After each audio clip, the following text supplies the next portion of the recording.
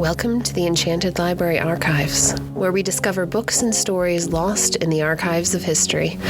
It's time to curl up, get cozy, and join us on an adventure.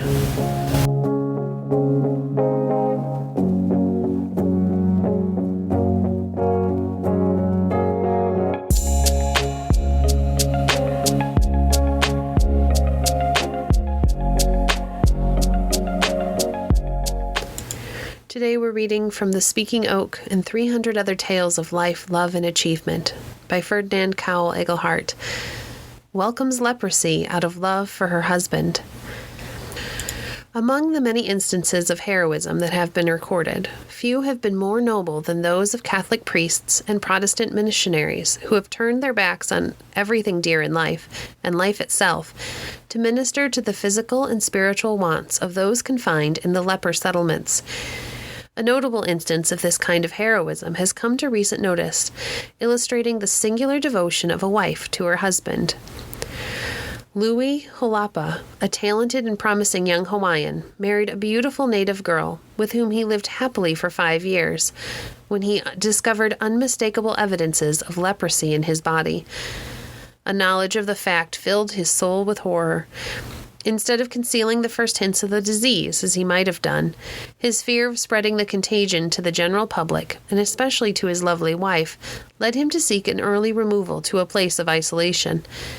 His wife earnestly protested against his leaving her, asking the privilege of running away with him to some distant island, where she might live with him until death alone should part them. But he objected to such a sacrifice on her part, and hurried away to the leper settlement, from which no traveler ever returns. Distracted at her separation from him, she bathed herself in the juice of a plant, which produces an effect on the body that very nearly resembles the disease of leprosy, and presented herself at the Kalili station as a leper. The Board of Examiners, after careful investigation, decided she did not have the disease. Then she sent the Board of Health the following letter.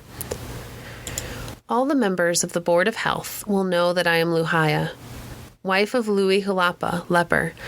I painted myself and gave myself up as a suspect with the idea that, by so doing, I would be able to enter the leper settlement as a nurse for my husband. So, in the apology for what I did, I humbly ask the Board of Health to allow me to go to the settlement as a nurse. Your obedient servant, Luhia Louis Holapa. On inquiry, it was found that an additional nurse could be used, and Holapa is today with her husband in Molokai, a martyr to her devotion to him. Wives under sudden impulse have often risked and even given their lives to save their husbands. But here is a woman who deliberately gives herself up to a living death, and that, too, without any possible hope of saving her husband's life, but out of pure affection for him and a determination to be by his side. Life without him was misery to her, and misery with him joy. All the queens do not wear royal robes, nor crowns of gold.